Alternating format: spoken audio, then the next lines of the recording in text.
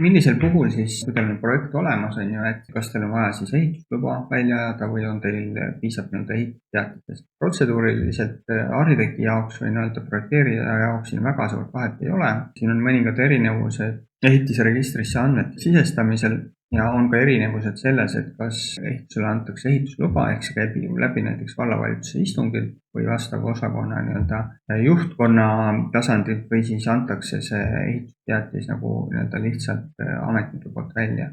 Ehk et väike erinevus siin on, aga nagu arhitekti poolt vaadates mitte väga suur, et töömahtu nagu võib-olla väga väiksel määral erinev. Kui te laiendate hoonet alla 33% olemasoleva hoone maapealses kubatuuris, siis üldreeglina on teil piisab ehitusteatisest ja kui te siis laiendate üle 33%, siis on vaja ehitusluba. Ehitusteatise alla käivad ka näiteks väikeehitused, et alla 20 ruuduse väikeehituse puhul ei ole isegi ehitusteatis vajalik, 20–60 ruutusid on veidi erinevad reeglid, aga põhimõtteliselt saate nii-öelda ehitusteatisega oma asjad aetud.